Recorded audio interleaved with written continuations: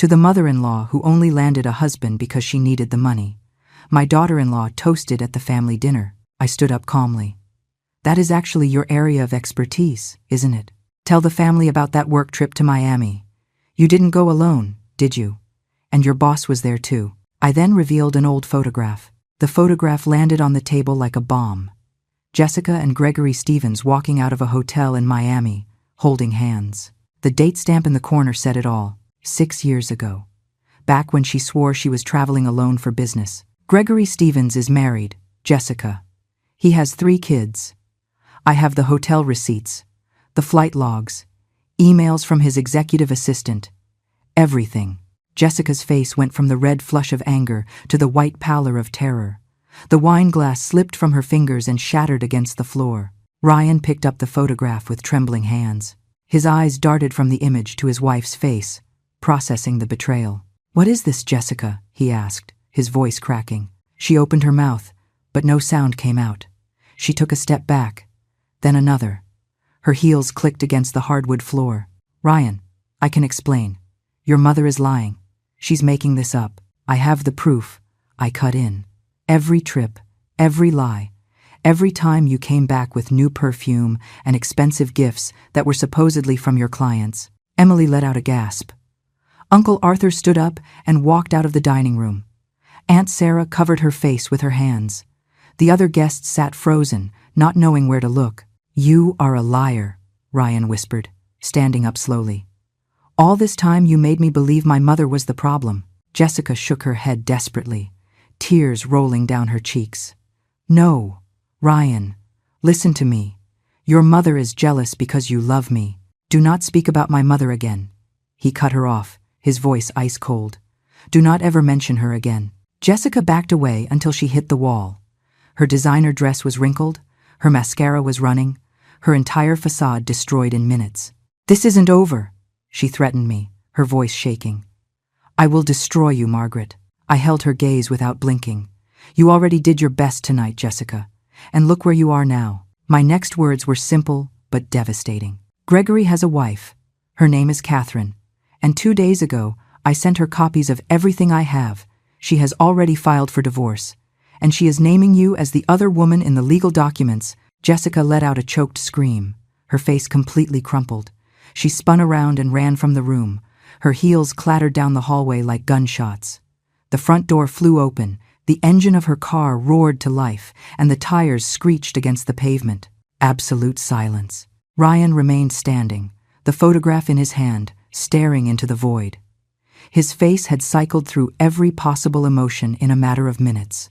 Shock, denial, rage, and now, something worse. Pure hatred for the woman with whom he had shared 11 years of marriage. "Mom," he said with a broken voice. "How long have you known?" I sat back down in my chair. My legs were trembling, but I maintained my composure. 3 weeks. I found the first receipt by accident. Then I started looking for more. Emily came over and sat beside me, taking my hand. "Why didn't you say anything sooner?" "Because I needed proof. Because I knew Jessica would deny everything. And because I knew the moment would come when she would give me the perfect opportunity to expose her herself." Ryan dropped the photograph onto the table and collapsed into his chair. He put his head in his hands. "Oh my God. All these years. All these damn years defending her, believing every word, making you feel like you were the problem." His voice broke, and he began to weep. These weren't silent tears. They were deep sobs from a man who had just discovered his entire life had been a lie. Emily was also crying silently beside me. I felt it, those tears I had never been able to shed during all these years of swallowing humiliation now wanting to come out. But I didn't cry. Not yet. I still had to be strong. The guests began to say their goodbyes in silence. No one knew what to say. Some hugged me. Others simply squeezed my shoulder. Uncle Arthur returned with a glass of whiskey and set it in front of Ryan without a word. When the house was empty, only the 3 of us remained. The dining room was still full of unfinished plates, overturned glasses, the tablecloth stained with wine. No one moved to clean up. We sat in that heavy silence, processing what had just happened. "Tell me everything," Ryan said after a long while, lifting his head. His eyes were red and swollen. I need to know everything, Mom. From the beginning, I took a deep breath. It was time to tell the whole truth. The truth I had been carrying alone for 3 weeks. The truth I had uncovered, piece by piece, pain by pain. It started 3 weeks ago, I began in a calm voice. I was cleaning your home office, because Jessica had asked me to do it while you two were at work. I found a shoebox in the back of her closet. I wasn't going to open it, but it fell, and the contents spilled onto the floor. I paused. Ryan was staring at me, waiting. Inside were receipts. Many receipts. Hotels in Miami, New York, Chicago. All in the names of Jessica Miller and Gregory Stevens. Double bookings, king-size suites. Some from 6 years ago, the most recent one from 2 months ago. Emily squeezed my hand tighter. Ryan closed his eyes. There were also photos, I continued. Photos of them together on those trips, at expensive restaurants, on beaches, in hotel rooms. She kept everything as if they were precious memories. Why? Ryan asked in a voice barely audible.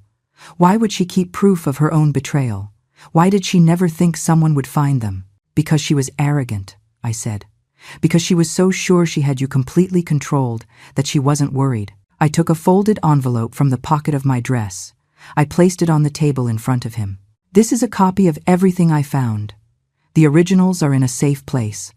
I also hired a private investigator to confirm everything. He gave me more information, more proof. Ryan took the envelope, but didn't open it. He just held it in his hands, as if it weighed tons. The investigator told me that Gregory has been married for 20 years to Catherine Romero.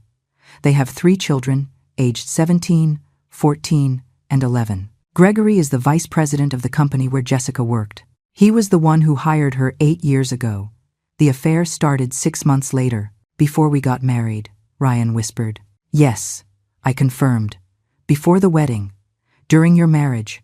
Up until 2 months ago. Emily let out a sob. Oh my God, Mom. How could you carry this alone for 3 weeks? Because I needed to be sure. Because I needed irrefutable proof. And because I knew that if I told your brother too soon, Jessica would convince him that I was crazy, that I was jealous, that I was making it all up to separate them. Ryan opened his mouth to speak, but stopped. He knew I was right. Jessica had been a master at manipulating him for years. 2 days ago, I contacted Catherine Romero, I continued. I sent her copies of everything.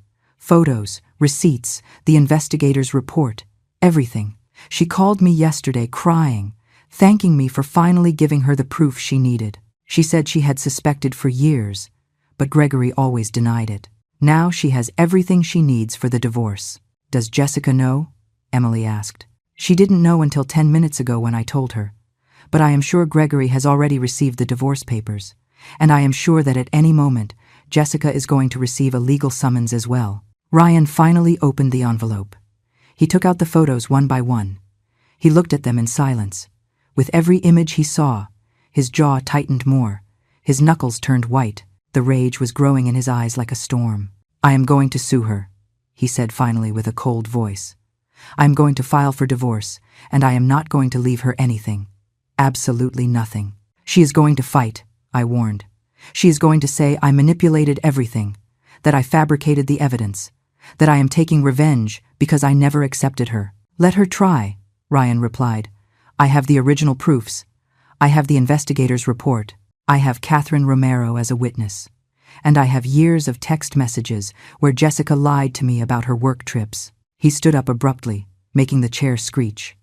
I need to get out. I need to walk. I need air. Emily stood up too. I'll go with you. No, he said, raising his hand. I need to be alone. Just for a while. He walked over to me and knelt in front of my chair. He took my hands in his and squeezed them tight. Forgive me, Mom. Please. Forgive me. For all these years. For not listening to you. For defending her. For making you feel like you were the problem. For everything. The tears finally began to roll down my cheeks. I couldn't hold them back anymore. You are already forgiven, son. You always were. He rested his forehead against our joined hands and wept. He cried like I hadn't seen him cry since he was a child. He cried for the wasted years, for the betrayal, for the time he was never going to get back. When he finally stood up, He kissed my forehead and left the house in silence. Emily and I remained sitting in that destroyed dining room, surrounded by the wreckage of a dinner that had ended in disaster. "How do you feel, Mom?" Emily asked after a while. I thought about the question. How did I feel? After years of humiliation, after 3 weeks of carrying this secret, after finally exposing the truth, I feel free, I answered honestly. For the first time in 11 years, I feel free. I am Margaret Hayes. I am 69 years old, and I have had a life that shouldn't have been as hard as it was. I live in a modest house on the outskirts of the city, a house I bought with my husband's life insurance money when he died 12 years ago. It is small, but it is mine. It has 2 bedrooms, a garden where I grow tomatoes and peppers, and a kitchen where I have prepared thousands of meals for a family that for years didn't know how to value my effort. Before I tell you how I got to that moment in the dining room, before I explain how I discovered Jessica's dirty secret, I need you to understand who I am. I need you to know why what I did that night wasn't revenge. It was justice. It was dignity. It was the response of a woman who spent 11 years swallowing poison in silence. When my husband died, my 2 children were all I had left. Ryan was 33 and had just landed a good job as an engineer. Emily was 27 and worked as a teacher at an elementary school. Both were my pride. Both were the reason I got up every morning, even though my knees ached and my back protested. 2 years after their father's death, Ryan met Jessica at a work conference. She was a marketing manager at a large firm, always impeccably dressed, always with the right words, always knowing exactly what to say to impress. When Ryan introduced her to me, I smiled and welcomed her to our family.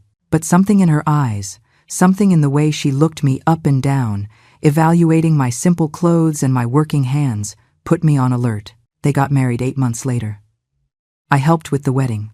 I spent $3,000 of my savings to pay for part of the catering because I wanted my son to be happy. Jessica thanked me with a smile that didn't reach her eyes and a hug that lasted exactly 2 seconds. The first few months were tolerable. Jessica was polite to me, though distant. She never invited me to her house. She never called to ask how I was.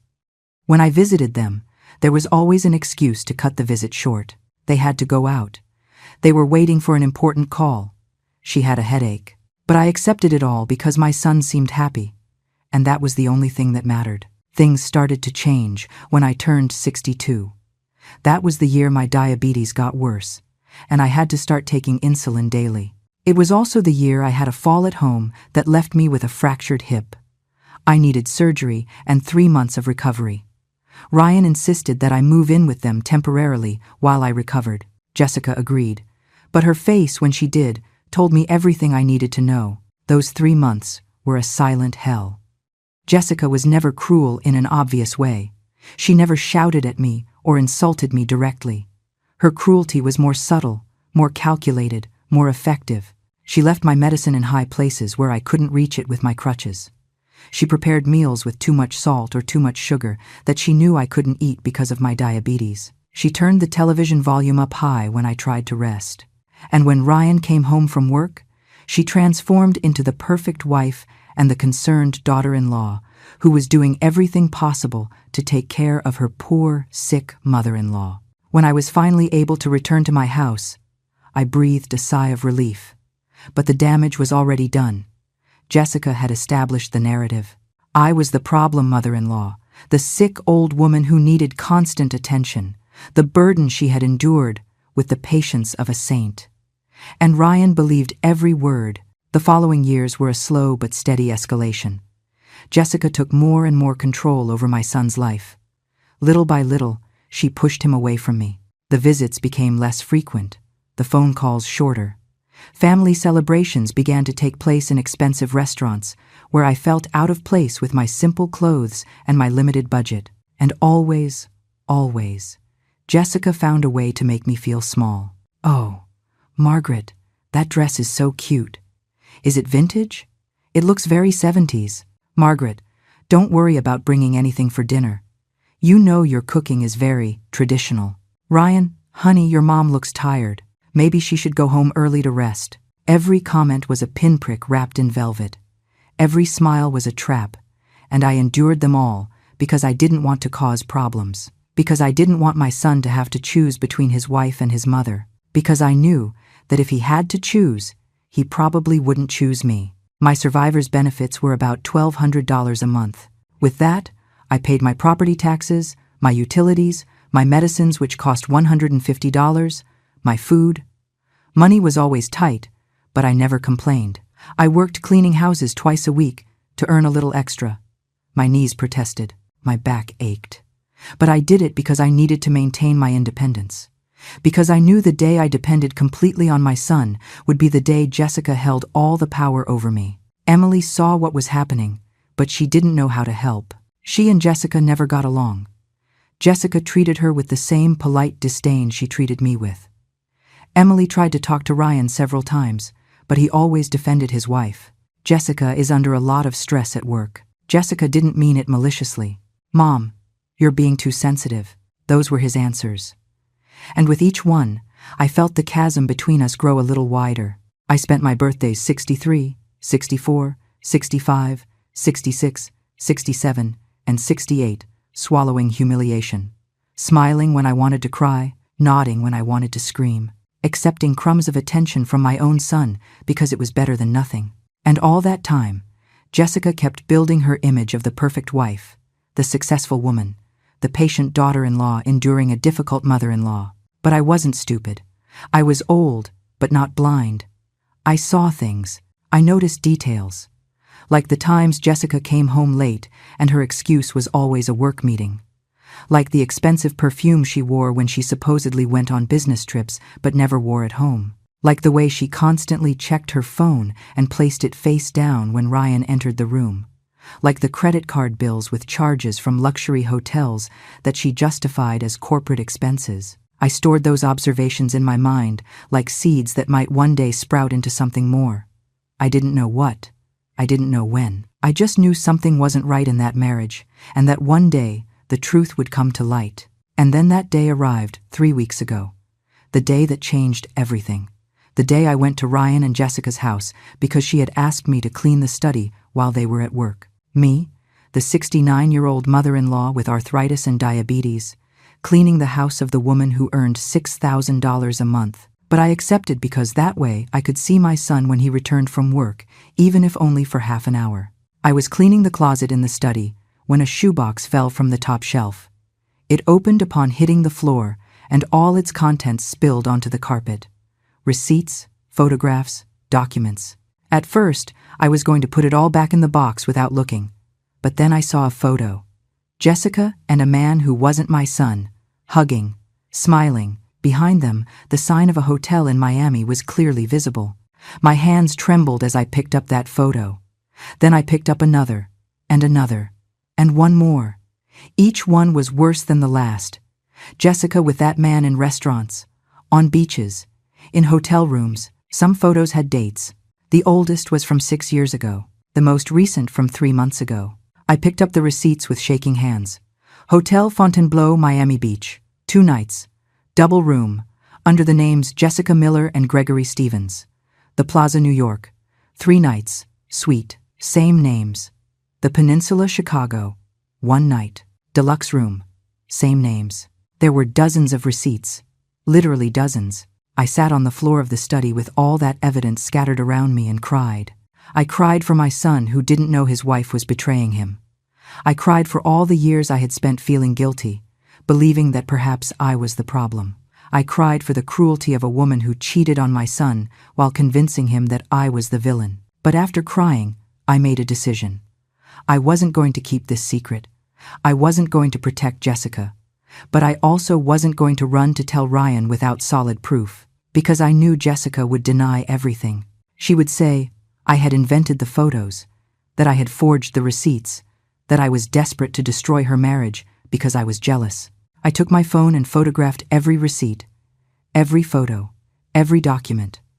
I saved everything on my phone, and then on a USB drive I bought that same afternoon. I put everything back in the box exactly as it was and returned it to the shelf. Jessica would never know I had discovered her secret. Not yet. 3 months before that dinner where everything exploded, my life was an exhausting routine that repeated day after day without rest. I woke up every morning at 6, although my body screamed for me to stay in bed. The arthritis in my hands had worsened over the last year, and I needed almost half an hour of gentle exercises before I could close my fists without pain. My knees creaked every time I stood up. My back protested when I bent down to pick something up from the floor, but I didn't have the luxury of complaining. I was 69 years old, but my body felt 90. At 7, I took my insulin and ate breakfast. 2 scrambled eggs, a tortilla, a few beans, no sugar, no excess salt. My diabetes gave me no truce, and I had learned to be strict with myself because I couldn't afford another hospitalization. The last time I had spent $2,000 I didn't have, and it took me 8 months to pay it off. Mondays and Thursdays, I cleaned Mrs. Samantha Torres's house, a neighbor who paid me $50 for 5 hours of work. Mopping, dusting, cleaning bathrooms, washing windows. My back killed me. But those $100 a week were the difference between eating well or going hungry the last days of the month. Mrs. Samantha was kind to me. She let me rest when she saw I was struggling to breathe. She made me fresh water. She gave me food when she had leftovers from her family gatherings. Tuesdays, I went to the health center for my monthly checkup. The doctor always told me the same thing. Margaret, you need to lose weight. You need to exercise more. You need to reduce stress. I nodded and smiled because there was no point explaining to him that when you are 69 years old and live on $1,200 a month, stress isn't something you can simply eliminate from your life. Stress is your life. Wednesdays, I visited Emily. She lived in a small apartment near the school where she worked. We drank coffee together and talked about everything except Ryan and Jessica. Emily knew that subject hurt me too much. She knew that every time we mentioned Jessica, I ended up with a lump in my throat that lasted the rest of the day. So we talked about her students, her plans for the holidays, the movies she had seen. Those afternoons with my daughter were the only moment of real peace in my week. Fridays, I did my monthly grocery shopping. I walked the 8 blocks to the supermarket because I couldn't justify the bus fare round trip. I took my shopping cart with wheels and bought only the essentials: rice, beans, eggs, chicken, vegetables. Nothing processed because it was more expensive and less healthy. I calculated every dollar, every penny. $70 had to last me for food all month. When I got home, my feet hurt so much I had to soak them in warm water for half an hour before I could put the groceries away. Saturdays and Sundays, I tried to rest, but there was always something to do. Repair something broken in the house. Wash my clothes by hand because the washer had stopped working 6 months ago, and I didn't have money to fix it. Water my garden. Pull weeds. Tend to my tomato and pepper plants that gave me vegetables and saved me a few dollars every week. That was my life. Simple, exhausting, lonely. I didn't complain because I had known worse times. When my husband died and I was left alone with 2 children to support. When I worked 14 hours a day cleaning offices so they could go to college. When I spent entire nights sewing clothes to sell and earn a few extra dollars. Compared to those times, my current life was almost comfortable. But the loneliness weighed on me. It weighed more than the physical fatigue. It weighed more than the pain in my joints. Seeing other women my age, surrounded by their families, their grandchildren, celebrating birthdays and holidays together, while I spent most of my days alone in my house, hurt in a way I couldn't explain with words. Ryan called me once a week, always on Sunday nights. The conversation lasted exactly 10 minutes. He asked me how I was. I said fine. He told me briefly about his work. I asked him if he needed anything. He said no. Then I would hear Jessica's voice in the background saying something, and Ryan would rush to say goodbye. Love you, Mom. Talk next week. And he would hang up. 10 minutes of my son once a week. That was all I had left of the relationship that once was the most important thing in my life. Visits were even rarer. Maybe once a month Ryan came alone to my house for an hour. He never brought Jessica. He said she was busy with work or didn't feel well. I knew the truth. Jessica didn't want to step foot in my humble house. She didn't want to sit on my old furniture or drink coffee from my chipped mugs. She didn't want her expensive shoes touching my concrete floor. And Ryan, my son who had once promised to always take care of me, had accepted that situation without protest. During those 3 months before the dinner, after having discovered Jessica's secret, My life continued the same on the surface, but everything had changed inside. I knew the truth now. I knew that the woman who had made me feel less for years, who had subtly humiliated me at every opportunity, who had pushed my son away with lies and manipulations, was herself a liar and a traitor. But I said nothing. Not yet. Because I needed more than the photos and receipts I had found. I needed irrefutable proof. I needed a case so solid that not even Jessica, with all her smooth talk, could deny it. 2 days after finding the box, I went to a coffee shop with Wi-Fi and searched for the name I had seen on the receipts. Gregory Stevens. It wasn't difficult to find him. He was the vice president of sales at the same company where Jessica worked, 52 years old, married to Catherine Romero, 3 children. His LinkedIn profile showed a photo of an attractive man with graying hair and a confident smile. The same man from the photographs with Jessica. I searched more. I found his wife Catherine's Facebook profile. It was full of family photos, Gregory with his kids at soccer games, beach vacations, anniversary dinners, a seemingly perfect family that had no idea of the double life he was leading. I felt a pang of compassion for that woman. She was another victim of Jessica and Gregory's betrayal. She deserved to know the truth as much as my son. But it wasn't the moment yet. First, I needed more information. I spent $500. I didn't have to hire a private investigator. I found a budget-friendly one who worked from his home and accepted cash payments. I gave him the photos, the receipts, the names. I told him exactly what I needed. Proof that the affair was real and recent. Exact dates, places, everything documented. The investigator, a man named Sam Reynolds, about 40 years old, looked at me with a mix of pity and respect when I told him the story. "Mrs. Hayes," he told me, "I'm going to get you everything you need. And don't worry about the full payment. $500 is fine. I have a mother too, and I wouldn't like anyone to treat her the way you've been treated." 2 weeks later, Sam called me. He had everything. Phone records between Jessica and Gregory totaling hours each week. Text messages he had been able to recover from cloud backups. Work emails that were anything but professional. New photographs he had taken following them during one of their lunch meetings that ended at a downtown hotel. And most importantly, he had the testimony of Gregory's secretary, a woman named Lauren, who was sick of covering for her boss's lies and had decided to speak. Lauren told me everything when I contacted her. She told me the affair had started 7 years ago, not 6 as I had thought. She told me Gregory had promised to leave his wife multiple times, but never did. She told me Jessica knew perfectly well he was married and didn't care. She told me she had seen Jessica crying in the office when Gregory canceled their plans to be with his family. And she told me she was willing to testify if necessary because she could no longer be complicit in so much deceit. With all that information in my hands, I made the hardest decision. I contacted Catherine Romero. I sent her an anonymous message through Facebook asking to meet. At first, she hesitated, thinking it was some kind of scam. But when I told her I had information about her husband she needed to know, she agreed. We met at a cafe far from our neighborhoods. Catherine was an elegant woman of 48 with perfectly styled hair and expensive clothes.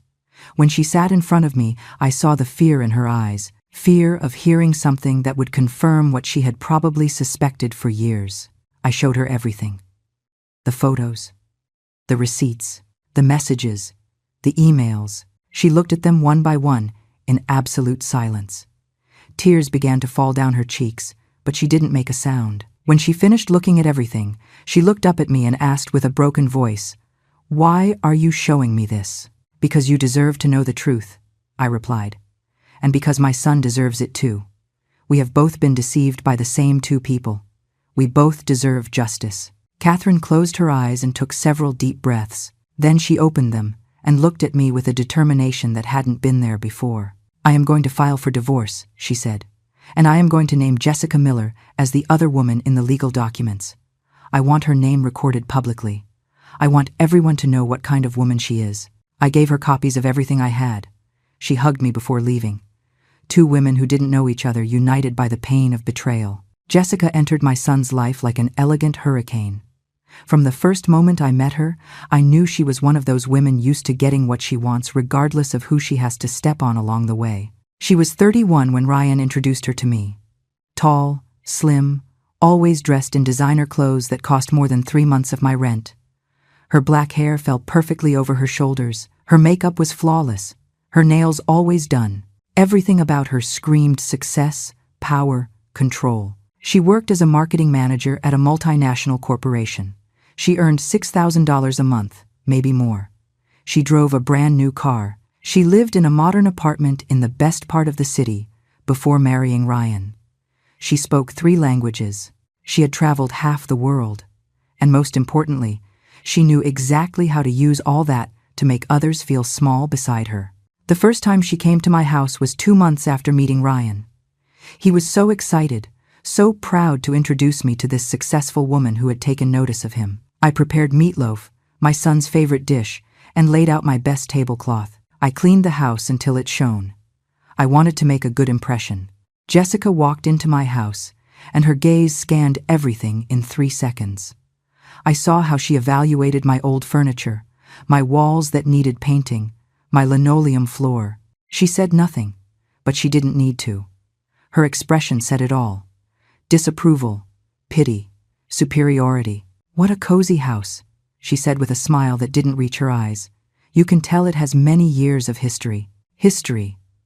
That was her polite way of saying old, saying poor, saying insufficient. During the meal, she spoke almost exclusively to Ryan. She asked me polite but superficial questions. "How long have you lived here, Margaret? Do you work currently? How is your health?" Every question sounded like she was following a social protocol rather than having genuine interest. And when I answered, she nodded distractedly while checking her phone. She praised the food, but barely took 2 bites. "It's delicious, but I'm watching my figure for a friend's wedding next month," she explained, as if I, with my extra weight and my body worn by years of hard work, needed that reminder of our differences. After that first visit, Jessica found reasons not to return. She always had work, always had commitments, always had something more important to do. And slowly, without Ryan realizing, she started to change our family dynamic. "Babe, why don't you invite your mom to a restaurant instead of going to her house?" she suggested. "It would be more comfortable for her. She wouldn't have to cook." But what she really meant was that it would be more comfortable for her, that she wouldn't have to sit on my old furniture or eat off my chipped plates. "Honey, your mom looks tired. Maybe we should cut the visit short," she said with fake concern. What she really wanted was to shorten the time Ryan spent with me, because every minute with me was a minute he didn't dedicate to her. "Ryan, love, remember we have that important dinner with my bosses tomorrow," she reminded him just when he was about to call me or visit me. There was always something more important, always a reason for him to put me second, and it worked. Gradually, my son started to pull away. The weekly visits became bi-weekly, then monthly. The daily calls reduced to twice a week, then to 1. The family Sundays we had had for years disappeared completely. Jessica had gotten what she wanted, having Ryan completely to herself, without the interference of his poor, old mother. When they got married, Jessica stopped faking even the minimum courtesy. At the wedding, they seated me at a table in the back, far from the head table where they were. Emily protested, but Ryan said Jessica had organized everything and it had to stay that way. In the family photos, Jessica made sure to stand as far away from me as possible, and when the time came for the dancing, she danced with her father, with Ryan, with her friends, but she never asked me to dance with my son. The following years were a masterclass in subtle cruelty. Jessica never yelled at me, never openly insulted me, never did anything Ryan could point to as obvious mistreatment. Her cruelty was more sophisticated than that. It was the kind of cruelty that makes you doubt yourself, makes you wonder if you are being too sensitive, makes you feel guilty for feeling hurt. When I gave them a gift, there was always a comment. "Oh, Margaret, what a nice gesture. I'm going to keep it with much affection," which meant she was going to throw it in the trash as soon as I left. Once I knitted a scarf for Ryan that took me 3 weeks to finish. Jessica said, "How sweet, honey. Your mom thinks you're still 5 years old." And she laughed. Ryan laughed with her. I swallowed my tears. When I cooked for them, which was rarely because Jessica almost never invited me, she always compared my food to expensive restaurants. "It's tasty, Margaret. Although obviously it's not like the steak at that bistro downtown that charges $150 a plate. The message was clear. Your food is inferior. You are inferior. When I spoke about my health problems, Jessica sighed with barely concealed impatience. Oh, Margaret, you always have something. Did you go to the doctor? Did you take your medicine? Because you know Ryan worries a lot when you get sick, and that stresses him at work. As if my diabetes and arthritis were inconveniences, I had chosen to annoy them. When I mentioned my financial difficulties, Jessica said things like, "Have you thought about selling your house and moving to something smaller? You could save on expenses." What she was really suggesting was that I go live in a nursing home or a tiny room where she wouldn't have to see me or think about me. But the worst, the absolute worst, was how she manipulated Ryan. Jessica was a master at playing the victim. Every time I tried to talk to my son about how I felt, she cried, "Ryan, your mom hates me. No matter what I do, it's never enough for her. I am so tired of trying to earn her approval." And Ryan, my son who had once been my best friend, called me to scold me. "Mom, why can't you get along with Jessica? She is making an effort. Why do you have to be so critical? Why can't you just be happy for me?" I tried to explain. I tried to make him see how she treated me when he wasn't present. But Jessica was too smart. She never left evidence. There were never witnesses. It was my word against hers. And he believed her. "Mom, I think you're jealous," he told me once. "You're jealous because I'm not just yours anymore. Because I have a wife who also needs my attention. You need to learn to share." Those words destroyed me. Jealous? I wasn't jealous. I was hurt. I was tired. I was being systematically humiliated and pushed away from my own son by a woman who had decided I had no place in her perfect life. Jessica controlled everything. She controlled when Ryan visited me. She controlled how much money he could give me if I needed it. She controlled what information he shared with me about their lives. She controlled our phone conversations because she was always there, in the background, listening, ready to intervene if I said something she didn't like. Once, 3 years ago, I got seriously ill. I had a kidney infection that left me in the hospital for a week. Emily was with me every day. Ryan came twice in 7 days. And both times he stayed less than an hour because Jessica called him saying she needed him at home for something urgent. When I got out of the hospital, I needed help for 2 weeks. I couldn't cook. I could barely walk to the bathroom. Emily took leave from her job to take care of me. I asked Ryan to help me just a few days. Jessica said it was impossible, that they had too much work, that I should hire someone, as if I had money to pay a nurse. When I recovered enough strength to return to cleaning houses, because I needed the money, Jessica told Ryan I was exaggerating my illness to get attention. If she can already work cleaning houses, she wasn't as sick as she said, she argued, and he believed her. During these 11 years, Jessica had built an image of me in my son's mind, the image of a dramatic, manipulative older woman who faked illnesses to get attention, who was never satisfied, who was a burden, and she had done it so gradually, so systematically, that Ryan didn't realize she had completely changed his way of seeing me. I went from being the mother he adored, the woman who had worked 3 jobs to pay for his education, who had given up everything to give him a better life, to being a problem he had to manage, an obligation, a weight. And Jessica enjoyed every second of that power. I saw it in her eyes every time Ryan defended her instead of me. I saw it in her smile when she cut our visits short. I saw it in her body language when we were together, always positioning herself between Ryan and me, literally putting her body as a physical barrier between mother and son. Jessica's attacks escalated over the years until they became unbearable. What had started as subtle comments and looks of disdain transformed into calculated humiliations that left me breathless. And the worst was that she always made sure to do it in such a way that I seemed like the one overreacting if I complained. 2 years ago, on my 67th birthday, Ryan invited me to dinner at an expensive Italian restaurant. I put on my best dress, the same one I had worn to his wedding, which already looked worn. When I arrived at the restaurant, Jessica looked me up and down and said loudly, loud enough for nearby tables to hear, "Oh, Margaret, that dress is the same one you wore 5 years ago. Haven't you thought about updating your wardrobe? There are stores with very nice and cheap clothes. I can take you one day if you want." The word cheap echoed in my ears. People at nearby tables turned to look at me. I felt my face turn red with shame. Ryan said nothing. He simply changed the subject, as if his wife hadn't just publicly humiliated me. I spent the entire dinner with a lump in my throat, unable to enjoy the food that cost more than what I spent on feeding myself for a whole week. A year and a half ago, I had to ask Ryan to lend me $300 because my landlord had raised the rent and I didn't have enough to cover it that month. I promised him I would pay it back in 2 months when I received extra payment from a cleaning job I had secured. Jessica heard the conversation and laughed. A short, dry, cruel laugh. "Ryan, honey, your mom always needs money. Don't you think it's strange? What does she spend it on? Because with $1,200 pension, it should be perfectly enough if she knew how to budget." I froze. Ryan hesitated. I saw the doubt in his eyes. Jessica continued. "Honey, we have expenses too. We can't be eternally subsidizing your mom. She needs to learn to live with what she has." Ryan gave me the $300, but his look had changed. It was no longer concern for my situation. It was annoyance.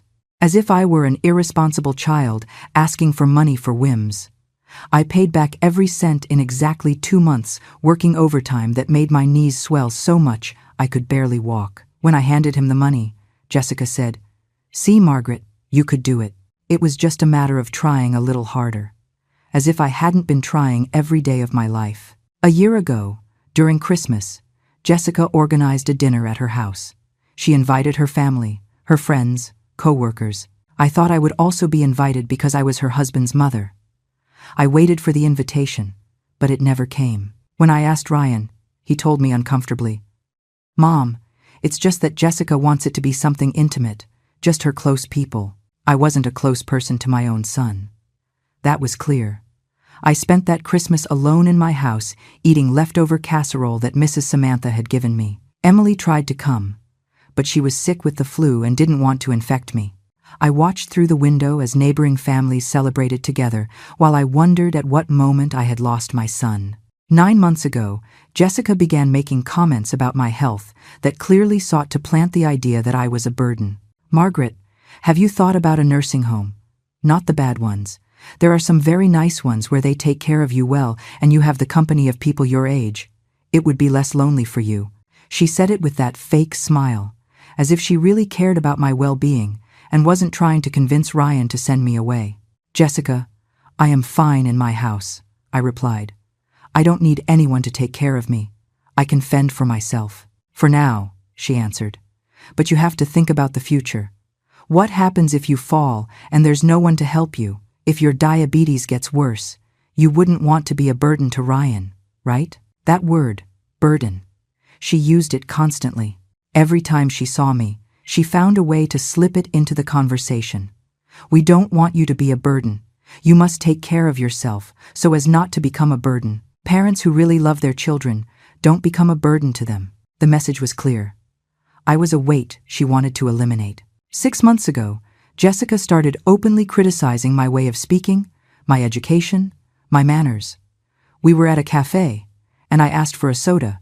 Jessica laughed and told the waiter, "She means sparkling water." "Excuse me, my mother-in-law isn't very familiar with the correct terms." The waiter looked at me with pity. I wanted to disappear. "Jessica, I just wanted a soda," I tried to explain. "Yes, but sparkling water sounds more polite, don't you think? It's important to speak correctly, especially in places like this." Places like this. Expensive places where she belonged and I didn't. 5 months ago, I discovered that Jessica had told her friends that I had abandoned my children when they were little to go with another man. An absolute and monstrous lie. I found out because one of her friends, who turned out to be a distant cousin of my neighbor, told the story, and my neighbor let me know. When I confronted Ryan, he said it must have been a misunderstanding. Jessica wouldn't say something like that. "Mom," her friend probably misunderstood. But I knew it hadn't been any misunderstanding. Jessica was destroying my reputation. She was planting stories about me to justify her mistreatment, so that when she finally eliminated me completely from Ryan's life, he would have reasons to believe I didn't deserve to be there. 4 months ago, Jessica started denying me access to basic information about my own son. When I called and she answered, she told me Ryan wasn't available. When I asked when I could call again, she said, "Margaret, he'll call you when he has time. He's very busy." But the calls never came unless I insisted multiple times. When I arrived to visit him without warning, something I rarely did because it was far and transportation cost me $5 I didn't always have, Jessica opened the door with a face of annoyance. "Margaret, you should call before coming. Ryan isn't here, and I have work to do." She left me standing at the door, as if I were an annoying salesperson, not her husband's mother. 3 months ago, just before I discovered her secret, Jessica did something that almost broke me completely. It was Ryan's birthday, and I had saved for 2 months to buy him a gift. It wasn't a big deal, just a shirt I saw in a store that I thought would fit him well. It cost $40 that I needed for other things, but I wanted to give something nice to my son. I arrived at his house with the gift wrapped in paper I had saved from previous years because I couldn't pay for new paper. Jessica opened the door. "Oh, Margaret, what a surprise. We didn't know you were coming, but I had sent a message to Ryan telling him I would stop by in the afternoon." I went in and gave the gift to my son. He opened it and smiled. "Thanks, Mom. It's nice." Jessica approached, took the shirt, and inspected it. "It's regular cotton. Ryan only wears Egyptian cotton because he has sensitive skin. But thanks for the gesture, Margaret. It's the thought that counts."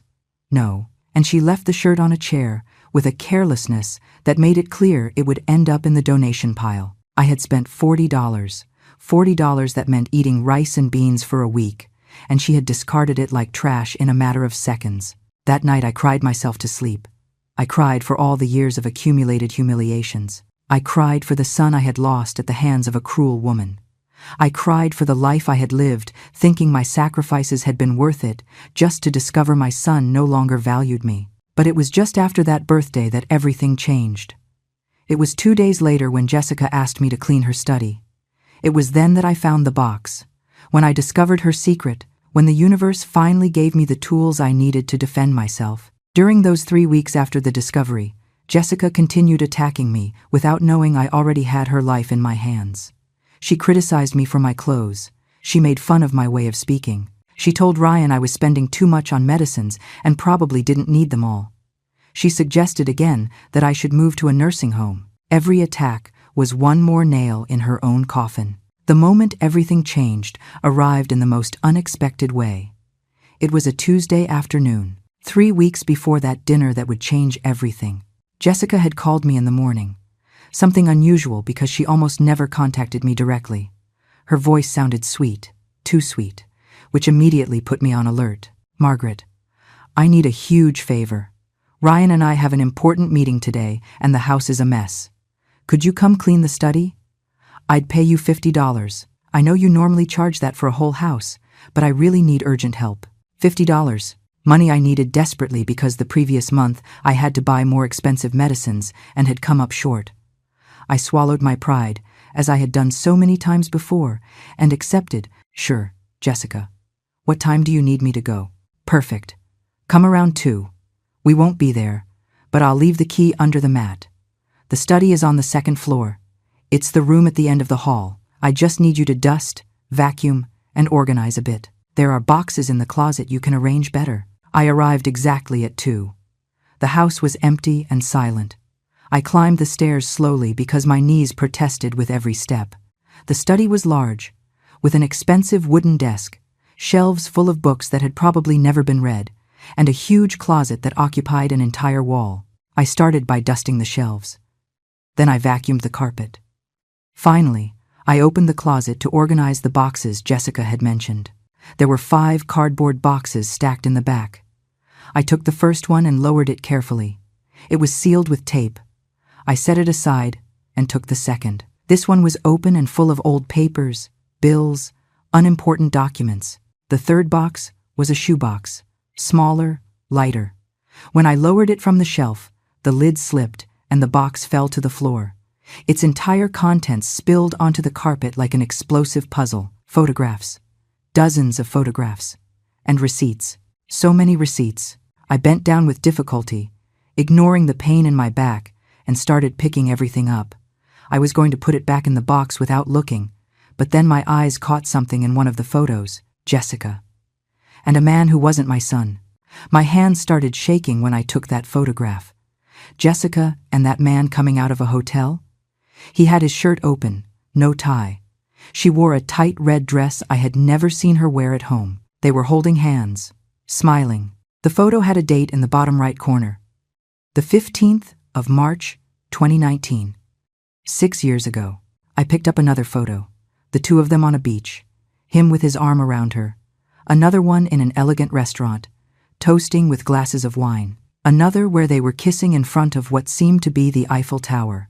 Each photo was a stab to the heart. Not for me, but for my son, who had no idea what his wife had been doing. Then I saw the receipts. The first one I picked up was from the Hotel Fontainebleau in Miami Beach. 2 nights.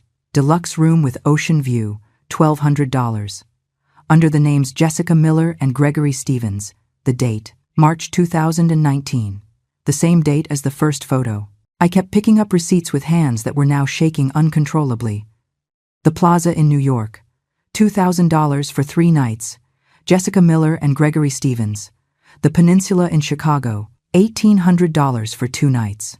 The same names. There were dozens. Literally dozens of receipts from expensive hotels in different cities. Miami, New York, Chicago, Los Angeles, San Francisco, all with the same 2 names. I sat on the floor of the study, surrounded by all that evidence, and felt the world move under my feet. My mind worked quickly, processing what I was seeing. Jessica had been cheating on Ryan for years, and she had kept the proofs as if they were precious memories of a legitimate relationship. I searched through the papers until I found one with information about Gregory Stevens. It was a copy of a corporate document, a job promotion. Gregory Stevens, VP of Sales, 52 years old, the same company where Jessica worked. Of course. The work trips, the meetings that lasted days, the generous bonuses she always mentioned. Everything had been an elaborate lie. I cried, sitting there on that expensive floor. In that house my son had bought with so much effort for the woman who betrayed him. I cried for him. I cried for all the years he had spent defending her while she lied to him blatantly. I cried for the times he had chosen her over me, not knowing she didn't deserve his loyalty or his love. But after crying, something changed inside me. The sadness transformed into something stronger. Determination. Righteous anger. This woman had destroyed my relationship with my son. She had humiliated me for years. She had made me feel less insignificant, disposable. And all that time, she was the liar. She was the traitor. She was the one who had no right to be in our family. I took out my phone with trembling hands and started photographing everything. Every receipt, every photo, every document. It took me almost an hour to document everything. My phone filled with more than 100 images. When I finished, I put everything back in the box exactly as it was. I closed the lid. I placed it on the shelf in the same position where it had been. I organized the other boxes. I finished cleaning the study as if nothing had happened. When I left that house at 5 p.m, I was no longer the same woman who had entered. Now I had power. I had information. I had the truth. But I knew I couldn't simply run to tell Ryan what I had found. Jessica would deny everything. She would say I had invented the photos, that I had forged the receipts. She would make me look like the bitter and jealous mother-in-law willing to lie to destroy her marriage. And Ryan, my son, who for years had chosen to believe her over me, would probably believe her again. I needed more. I needed irrefutable proof. I needed a case so solid that not even Jessica with all her manipulation could escape. That same night, after saving the photos in 3 different places, my phone, a USB drive, and the cloud, I started my investigation. I searched the internet for information about Gregory Stevens.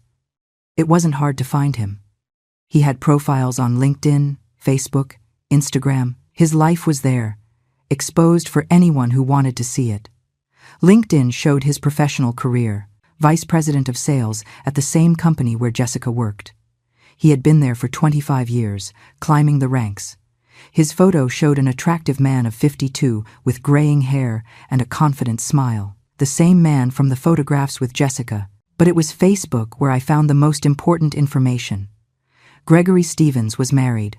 His relationship status clearly said, married to Catherine Romero. His profile was full of family photos. Gregory with his wife on their 20th anniversary. Gregory with his 3 children at a soccer game. Gregory on family vacation in Cancun. A seemingly perfect family that had no idea of the double life he led. 3 children, 17, 14, and 11 years old, according to the photos. Children who were going to suffer when the truth came to light. A wife who had dedicated 20 years of her life to a man who cheated on her. I felt a pang of pain for that unknown family. They were also victims of this. During the following days, I became a detective. I spent $500. I didn't have to hire a private investigator. I found one on the internet who offered discreet services and reasonable prices. His name was Sam Reynolds, and he worked from a small office downtown. When I met with him and told him the situation, he looked at me with a mix of professionalism and compassion. Mrs. Hayes, I understand perfectly what you need. I'm going to get you additional proof, call logs, text messages if possible, testimonies. Everything you need so your son can't deny the truth. I gave him copies of the photos and receipts. I gave him the names.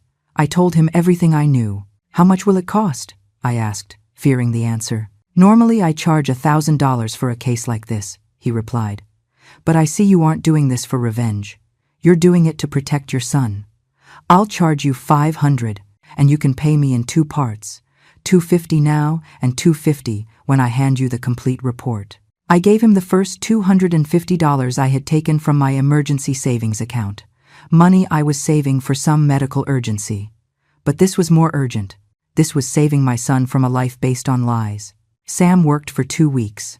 Every few days he called me to give me updates. Mrs. Hayes. I got the call logs. Jessica and Gregory talk on average 2 hours a week. Mrs. Hayes. I found someone who worked with them and is willing to talk. Mrs. Hayes. I followed them for 3 days and have new photos of them together. When we finally met for him to hand me the complete report, I could barely breathe from anticipation. Sam put a thick folder full of documents on the table. Here is everything, Mrs. Hayes. And I have to tell you, this is one of the clearest cases I have investigated. There is no doubt whatsoever about what is happening. I opened the folder and started reviewing. There were new photos of Jessica and Gregory leaving a downtown hotel just a week ago. There were call logs showing conversations that lasted hours. There were copies of work emails that were anything but professional. I can't stop thinking about the last time we were together. I count the days until our next trip. I love you, even though I know I shouldn't. And most importantly, there was a testimony. Lauren, Gregory's secretary, had agreed to talk. Her statement was typed and signed. Lauren's statement was devastating. Sam had gotten her to write down everything she knew and sign it. I sat in that small office and read every word with my heart beating so fast I could hear it in my ears. I, Lauren Smith, have worked as executive secretary for Gregory Stevens for 8 years. During this time, I have witnessed the extramarital relationship he maintains with Jessica Miller, marketing manager of the same company. The affair began approximately 7 years ago, when Mrs. Miller had been working at the company for only a year. I have been forced to lie repeatedly to cover their meetings, booking hotel rooms under the pretext of business trips, canceling real meetings so they could see each other, and lying to Mr. Reenkand, Stevens's wife, about his whereabouts on multiple occasions. I can no longer continue to be complicit in this deceit. I am willing to testify about what I have seen if necessary for the truth to come to light. My hands shook holding that paper. Sam watched me in silence, giving me time to process everything. Is she really willing to testify? I asked. Yes, Mrs. Hayes. I spoke at length with her. She is tired of lying. She says Mr. Stevens has put her in very uncomfortable situations, and she no longer wants to be part of this. She has her own conscience and her own children. She doesn't want to keep helping destroy families. I continued reviewing the folder. There were credit card statements Sam had obtained from sources he preferred not to reveal. They showed charges at the same hotels, on the same dates, both on Gregory's corporate card and Jessica's personal card. Dinners at expensive restaurants costing $300, $400, gifts at luxury jewelry stores. A clear and consistent pattern of shared expenses that only two people in an intimate relationship would have. How long have they been doing this? I asked, though I already knew part of the answer. According to Lauren Smith, the affair began 7 years ago. That would be in 2018. Your son married Jessica in 2017, correct? I nodded, feeling nauseous. So the affair began just a year after the wedding. But, Mrs. Hayes, there is something else you should know. Sam took another document from the folder. I found records suggesting Jessica and Gregory knew each other before she met your son. Both attended the same business conference in 2016.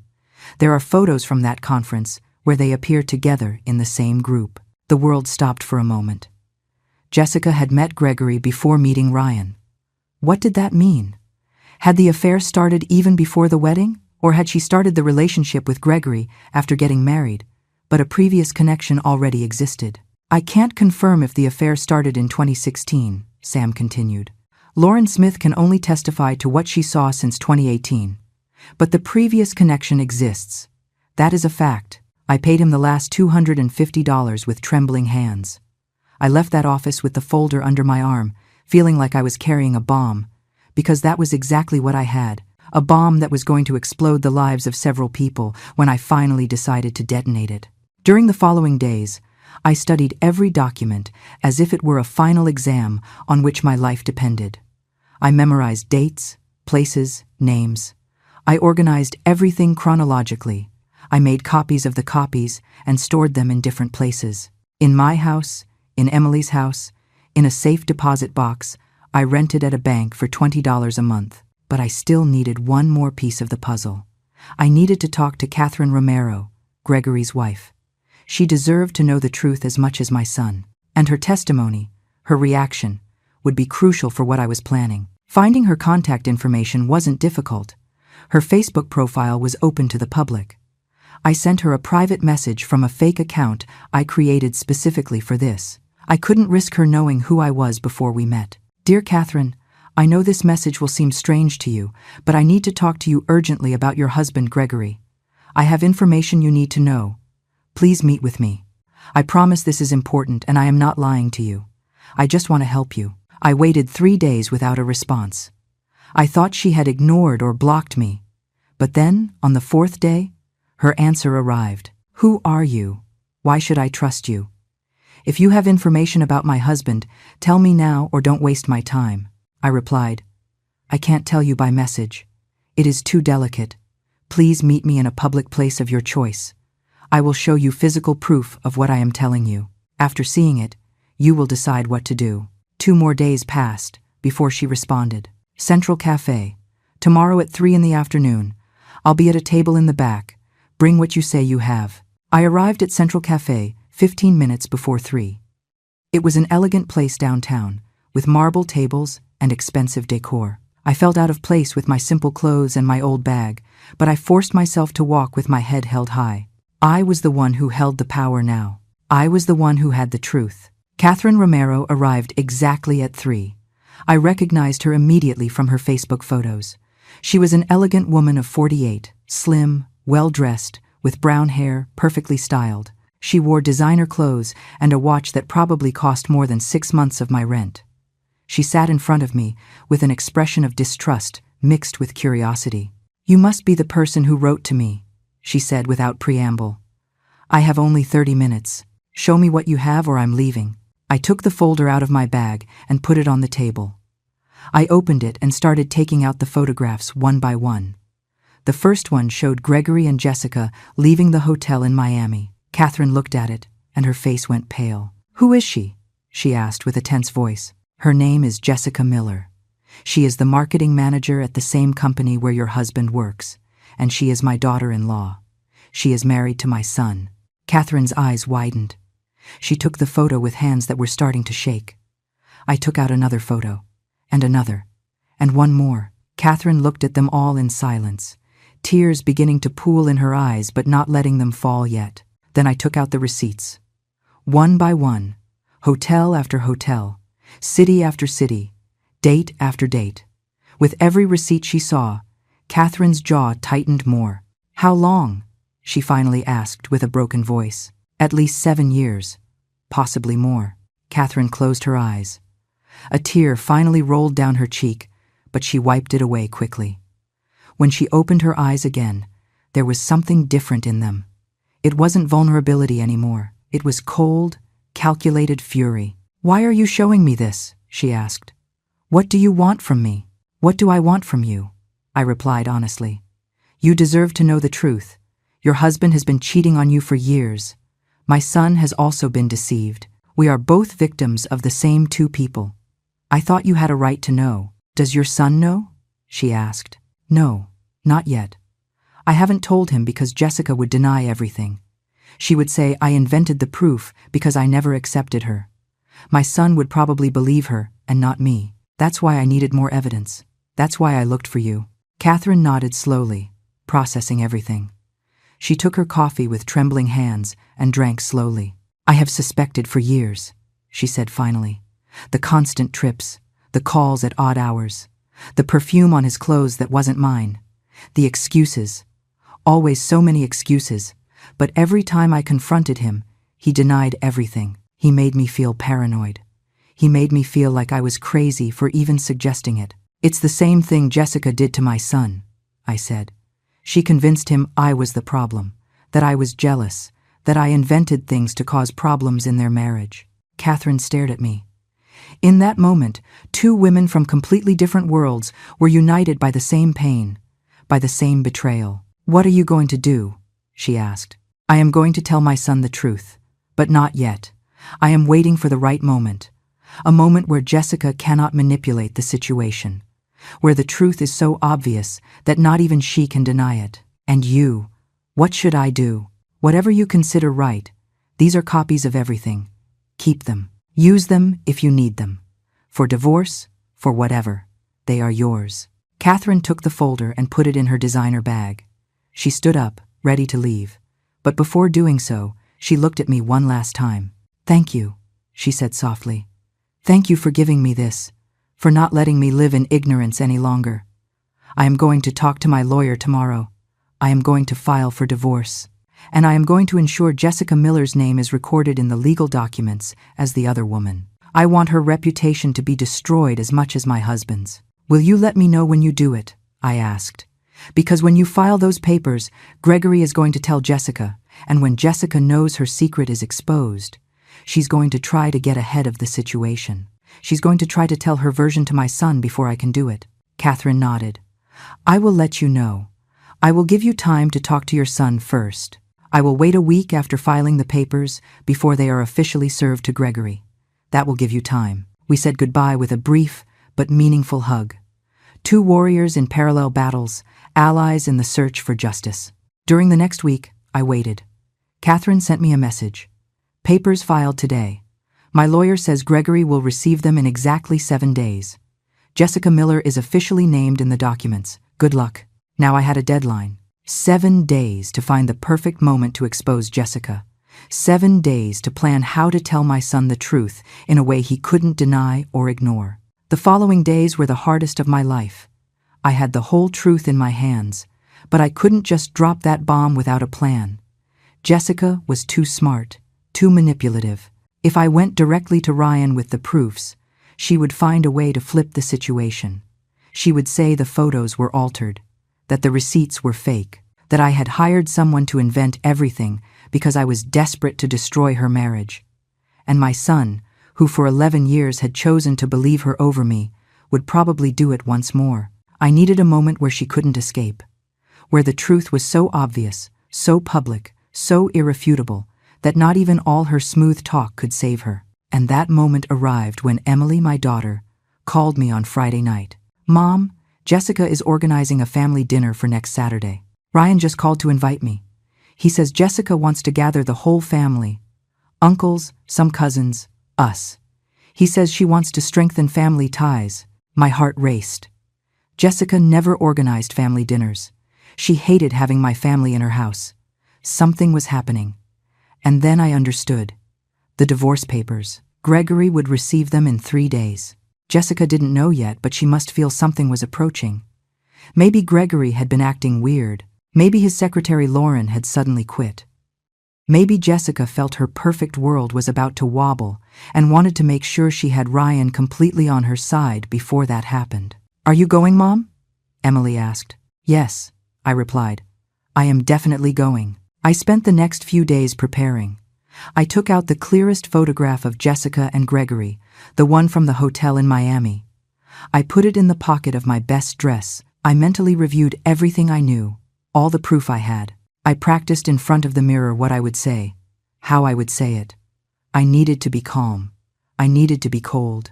I needed to have absolute control of my emotions because I knew Jessica would try to make me explode, make me lose my composure, make me look like the crazy one. Saturday arrived. I dressed carefully, putting on the same dress Jessica had criticized on my birthday. If she was going to humiliate me for my clothes, let her do it. It would be the last time she did. I arrived at her house at 7 in the evening. Several cars were already parked outside. Uncle Arthur, Aunt Sarah, some cousins. Emily arrived just behind me, and we walked together to the door. Jessica opened with a huge smile that didn't reach her eyes. She wore an expensive cream-colored dress, jewels that shone under the light, perfect makeup. The image of the successful hostess, "Margaret, so glad you came." And Emily, gorgeous as always. "Come in, come in. Ryan is in the office finishing some things up." We entered. The house smelled of expensive food, probably from some gourmet restaurant Jessica had ordered from. The dining table was set elegantly. There was wine, flowers, candles, everything calculated perfectly to impress. The other guests arrived. When we were all seated, there were 12 of us around that table. Jessica sat at the head, like the queen of her kingdom, Ryan by her side, smiling, with no idea of the storm that was about to unleash. The dinner began with light conversation. Jessica controlled everything, directing the conversations, making sure everyone saw her as the perfect hostess, the perfect wife, the daughter-in-law doing everything possible to keep the family together. I ate in silence, observing, waiting for my moment, and then it arrived. Jessica stood up with her wine glass in hand. "I want to propose a toast," she announced with a clear voice. We all raised our glasses. I knew something was coming. I could see it in her eyes, that spark of malice I knew so well. "I want to toast to family," she began. "To the bonds that unite us, to the support we give one another." She paused, her eyes meeting mine, and then she said it. "To the mother-in-law who only landed a husband because he needed the money." The silence fell like thunder. All eyes turned to me. Jessica remained standing, holding her glass, with that cruel smile waiting to see me destroyed. This was her moment, her last attempt to humiliate me, to put me in my place, to remind everyone I was less than her. But I had been waiting for this. I had been preparing for this. I stood up slowly, with all the calm in the world. My knees didn't shake, my hands didn't shake. My voice, when it came out, was firm as steel. "That is actually your area of expertise, isn't it?" I said, looking her directly in the eyes. "Tell the family about that work trip to Miami. You didn't go alone, did you? And your boss was there too." I saw her face change, from triumph to shock, from shock to pure terror. I put my hand in my pocket and took out the photograph. I unfolded it with slow, deliberate movements. I placed it on the table where everyone could see it. "This photo is 6 years old," I continued. 6 years in which you told my son you traveled alone for work. Gregory Stevens, your boss, married, with 3 children. Ryan took the photo with hands that were starting to shake. Jessica opened her mouth, but no sound came out. Her glass slipped from her hands and crashed against the floor, spilling red wine like blood on the pristine floor. "I have the hotel receipts," I continued. "I have the flight logs. I have the emails. I have the testimony of his secretary. I have everything, Jessica." Emily let out a gasp. Uncle Arthur stood up abruptly. Aunt Sarah brought her hands to her mouth. The cousins looked at each other, not knowing what to do. "Ryan, I can explain," Jessica began with a desperate voice. "There is nothing to explain." I cut her off. "Gregory Stevens has been married to Catherine Romero for 20 years. She just filed for divorce papers. And your name, Jessica, is officially recorded in those legal documents as the other woman." Jessica's face completely crumpled. She stepped back, then another step, stumbling over her own chair. 2 weeks ago, I met with Catherine Romero. I continued relentlessly. I gave her copies of everything.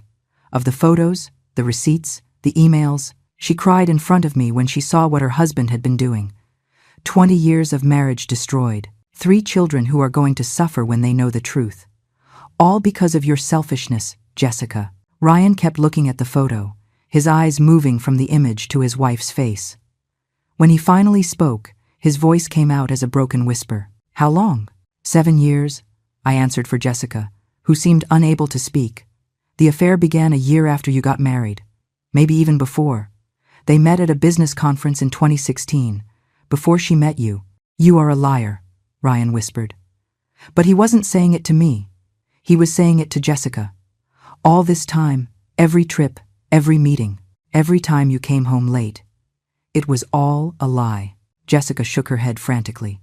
No, Ryan, please, your mother is inventing this. This is a trap. Do not speak about my mother, Ryan roared. Standing up so abruptly his chair fell backward. His voice resonated throughout the dining room. Do not ever mention her again. For 11 years you made her look like the problem. For 11 years you convinced me she was bitter, controlling, making our lives impossible. And I believed you. My God, I believed every damn word. Ryan, love, please. Don't call me love, he shouted. You have no right. You have no damn right. Jessica backed up until her back hit the wall. She was trapped, physically and emotionally. Her expensive dress was wrinkled. Her makeup was starting to run with tears. Her perfect hairdo was coming undone. The entire facade destroyed in a matter of minutes. Gregory is going to receive the divorce papers on Monday, I said with a calm voice. When that happens, he will know you were named officially. His wife wants your name recorded publicly. She wants everyone to know exactly what kind of woman you are.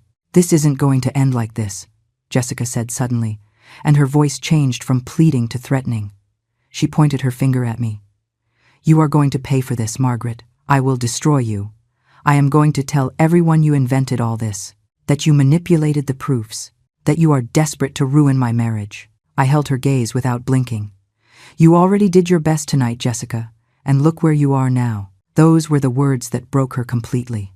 She let out a choked scream, half sob, half roar of rage, and ran out of the dining room. We heard her heels down the hall, the front door opening violently, the engine of her car starting. The tires screeched against the pavement as she drove away. Absolute silence. No one moved. No one spoke. Ryan remained standing, with the photograph still in his hand, looking at the empty space where Jessica had been seconds before. Emily was the first to move. She got up and walked towards me, hugged me tight. Mom, she whispered. You did it. The other guests began to react. Uncle Arthur went out and returned with whiskey.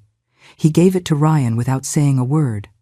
Aunt Sarah approached me and squeezed my hand. The cousins murmured among themselves, processing what they had just witnessed. Ryan finally moved. He left the photograph on the table and walked towards me. He knelt in front of my chair and took my hands. His eyes were red, his face wet with tears. Mom, he said with a destroyed voice, forgive me. Please forgive me. For all these years. For not listening to you. For defending her. For making you feel like you were the problem. For everything. The tears finally rolled down my cheeks. After years of holding them back, of swallowing the pain, of staying strong, finally I allowed myself to cry. I squeezed my son's hands between mine. You are already forgiven, son. You always were. Ryan rested his forehead against our joined hands and cried like I hadn't seen him cry since he was a child. He cried for the wasted years, for the betrayal, for having been blind to the truth for so long. Emily knelt on the other side and hugged us both. We stayed like that, the three of us, rebuilding in that moment what Jessica had spent 11 years destroying. The guests began to say goodbye discreetly. Everyone approached to hug me before leaving. Uncle Arthur whispered in my ear, "We always knew something wasn't right with that woman. I'm glad the truth finally came out." Aunt Sarah kissed my forehead. "You are stronger than any of us imagined, Margaret." When the house was empty, only Ryan, Emily, and I remained sitting in that destroyed dining room. The unfinished plates of food, the spilled wine, the stained tablecloth, the physical remains of a night that had changed everything. Tell me everything from the beginning, Ryan said after a long silence. I need to know it all, and I told him. Every detail. From the moment I found the box to my meeting with Catherine Romero, from hiring the private investigator to saving the proofs in 3 different places, I told him about the 7 years of deceit, about the expensive hotels, about the emails, about everything. Ryan listened in silence, his face paler by the minute. When I finished, he remained silent for several minutes, processing everything. I am going to file for divorce, he finally said, with a cold and determined voice. Tomorrow I am going to talk to a lawyer, and I am not going to leave her anything. Absolutely nothing. She is going to fight, I warned. She is going to say I manipulated everything, that I fabricated the proofs. She is going to try to paint me as the villain. Let her try, Ryan replied. I have the original proofs. I have the investigator's report. I have Catherine Romero willing to testify. And I have 11 years of messages where Jessica lied to me constantly about her trips. He stood up and walked to the window. You know what's the worst of all this, Mom? It's not just the cheating. It's that during all these years she made you look like the problem. She humiliated you. She pushed you away from me, and I let her do it. I was complicit in your suffering because I was too blind to see the truth. You are not responsible for Jessica's manipulations, I said softly. She is very good at what she does. She deceives. She manipulates. She controls. That is her nature. But I am your son, he replied with a broken voice. I should have protected you. I should have listened to you. Instead, I failed you in the worst way possible. Emily stood up and walked to her brother. She put a hand on his shoulder. Now you know. Now you can make things right. That is what matters. That night I stayed at Ryan's house. None of us wanted to be alone. We slept little. Ryan spent most of the night reviewing all the documents I had given him. Every photo, every receipt, every email. With every new proof he saw, his jaw tightened more. Jessica didn't return that night, nor did she call. Her silence was deafening. Sunday morning, Ryan began making calls. First to a divorce lawyer a friend recommended, then to his bank to protect his accounts. Then to the company where both worked to inform them of the situation and ask to be transferred to another office so he wouldn't have to see her. On Monday, just as Catherine Romero had promised, Gregory Stevens received the divorce papers. Sam, my investigator, called me to confirm it.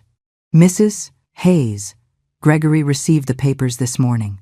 According to my sources, he went pale when he read Jessica's name in the documents. He ran out of his office and hasn't returned. An hour later, Jessica finally called Ryan. I was there when he answered. He put it on speaker so Emily and I could hear. Ryan, please, I need to talk to you. Her voice sounded desperate. Gregory just received the divorce papers. His wife named me. This is going to become public. I need you to listen to me. I need to explain. There is nothing to explain, Ryan replied with a cold voice. My lawyer already prepared the divorce papers. You are going to receive them tomorrow. And just like Catherine Romero did with her husband, I am also going to name you publicly as the adulterer. Your name is going to be recorded. Ryan, please. Gregory Stevens has 3 children who are going to find out what their father did. My mother, who is 69 years old and has worked her whole life until her knees hurt, had to be the one to discover your betrayal. Do you have any idea of the pain you have caused? Jessica began to cry on the other end of the line. I love you, Ryan. I know I made mistakes, but I love you. You don't know what love is. He cut her off. Love doesn't lie. Love doesn't spend 7 years cheating while destroying its partner's relationship with his own mother. Do not contact me again unless it is through lawyers. And he hung up. His hands were shaking, but his face showed determination. The following days were a whirlwind. Jessica tried to call several times more, but Ryan never answered. She received the divorce papers on Tuesday and, according to Ryan's lawyer, she collapsed when the courier handed them to her. She tried to negotiate, but Ryan was inflexible. 0 concessions, 0 negotiations, only divorce and complete separation. The news began to spread. In the office, everyone found out. Jessica's colleagues began to treat her differently, some with pity, others with contempt. Gregory was demoted from his position as vice president. The company couldn't afford the scandal of having someone in a position of power who had had an affair with a subordinate. Jessica resigned 2 weeks later because the environment had become unbearable. Catherine Romero called me a month after the incident. "Margaret, I wanted to thank you again. My divorce is moving forward.